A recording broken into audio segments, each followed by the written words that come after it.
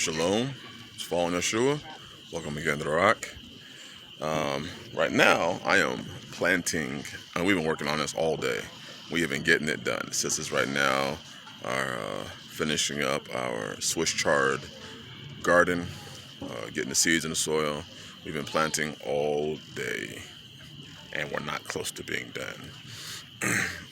Right here, I have a turmeric. This is one of the three types of turmeric I'm growing right now.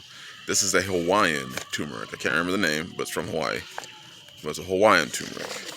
I also have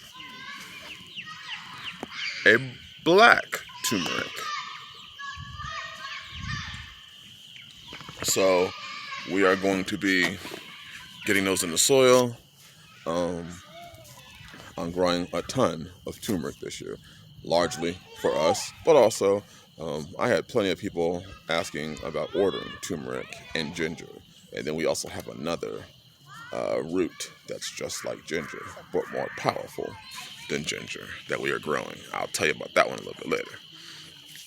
But anyways, I wanted to say, in growing my food or in life, you cannot be afraid to do something different outside of the norm, and you can't be afraid that, hey, if you do that, you may experience some failure. Now, I think a lot of reason that a lot of people stay in the same life doing the same thing they've always done before is because they're actually afraid of failing, and they're actually afraid of doing something different.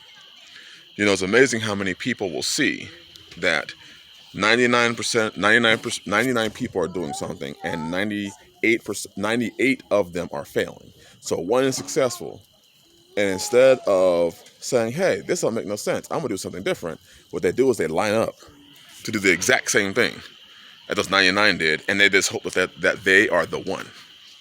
And that's one thing about the road, the broad road, is most people travel the broad road, so it's easy to kind of just get in line and follow. There's an interesting study I read years ago. It was really interesting about men's nature to not ask questions or do stuff differently. And what it was, and how our incessant need to just get behind people and follow them without ever asking a question. But it was a study conducted, I can't remember where it was, maybe it was a Stanford study. I read it on, I was in college doing a study on this. ProQuest, I think it was, or EBSCO, it was one of the two scholarly journal sites. But it was a man who was doing a study to show how people have a necessity need to follow. So what he did is he went to a area where there's a lot of stores, and he walked behind one of the stores and got in line.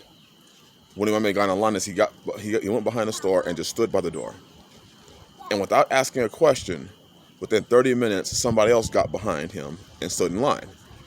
Within an hour, there were 5 or 6 people. Within 3 or 4 hours, he had 20 people standing in line behind him. Nobody ever asked him, why are we standing back here? They just immediately assumed that, well, he's behind the store. I think it was around Christmas time, what the world calls Christmas. It was around what the world calls Christmas time. I don't celebrate holidays. I celebrate the holy days, like Passover's coming. But before, he had 20, 30 people behind him. Nobody ever asked him the question, why are we here? What are we in line for? They just got in line because they saw that one person was there, and they assumed that, hey, it's got to be something good. It's got to be something free. So we're going to stand there. And it was mind-blowing to see men's incessant need to get behind and follow somebody. We have a perfect example, a perfect shepherd who we can follow, Yeshua, and he gave us a perfect law. But today, people are so afraid of doing something differently. They're so afraid because of the ridicule, because of people talking about them. I remember when I first moved out here, what I got, a large majority of it was, why would a black man move out there for? Why would a Hebrew man move out there for? And then people went on to tell me what their fears were. And their fears were, well, they're going to try to hang you. They're not going to accept you. You're not going to make it. Black people don't homestead. Yada, yada, yada, yada, yada.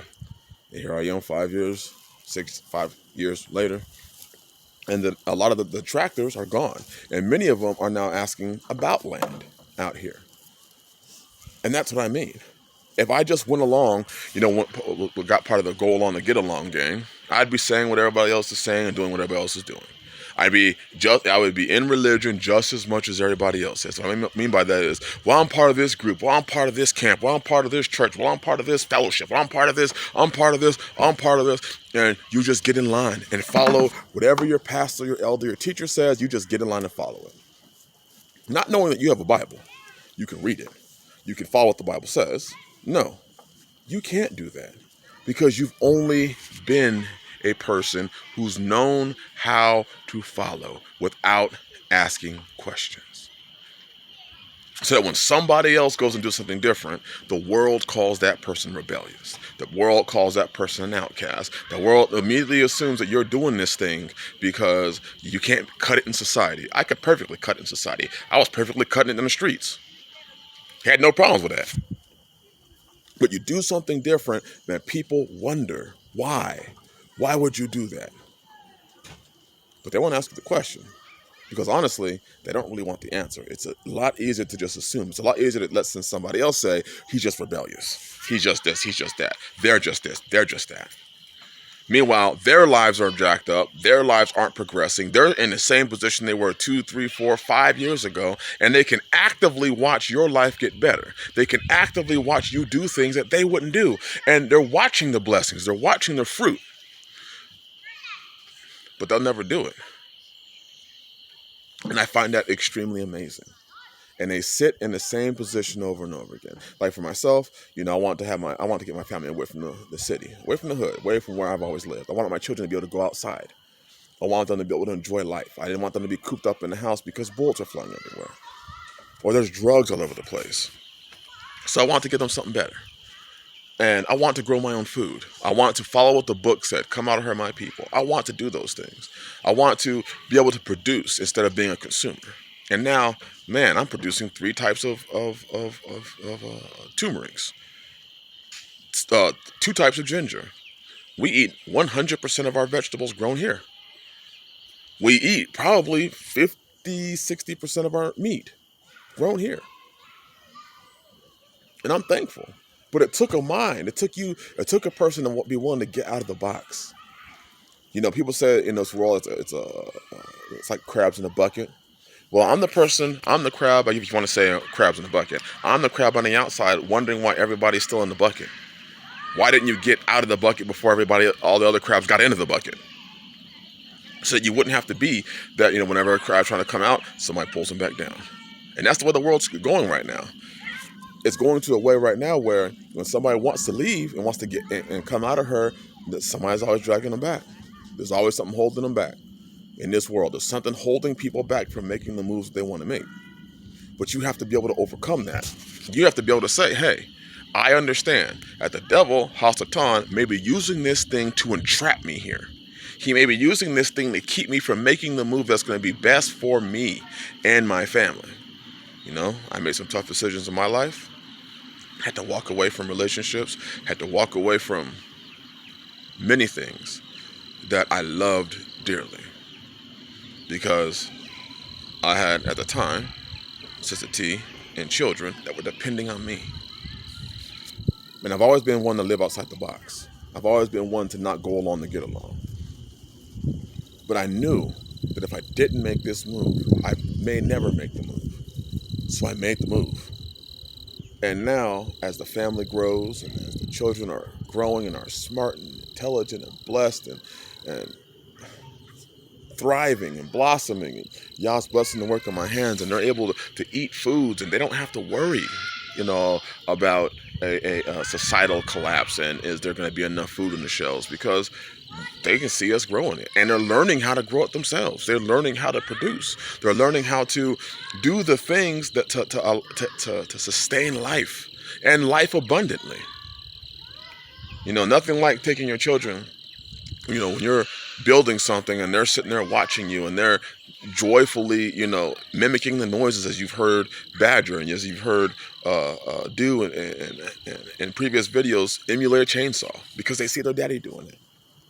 They see the hard work that daddy puts in, and they're going to do it. And now they're learning this stuff, so they want to do it now. If I go off and I'm moving, wood to get split, guess what they want to do? They want to go and do it. Because I had to get outside the box. I had to say, you know what, Father, I'm going to follow Yeshua over following what some man tells me to do, or following what people consider normal. Because normal is about to get its ass whooped. And those of us that foresaw the evil and did the things that were not normal, we're in a position to thrive. We're in a position to make it. So let that be something you can think about. It's all right to be different. It's all right to be the one outside the box. It's all right. If people are going to call you rebellious, let them call you rebellious. What you need to do is focus on what is best for you and your family. Let the rest of them talk. I mean, after all, that's what they're good at anyways. Bless y'all. Gotta finish the rest of this Hawaiian and black turmeric planting, which I probably won't get done today. And I have a video tomorrow showing you all of our garlic scapes that we have produced, hundreds and hundreds and hundreds of them. And I will be able to sell those later this year, probably in the summer, once they flower and go to seed. I will be selling those as well. You need vegetable seeds? Email me at hood2homestead@yahoo.com. I have a Patreon channel. I have a video about that coming out too, also. But until then, bless y'all. Keep producing, because those that don't produce are going to be in trouble. Shalom.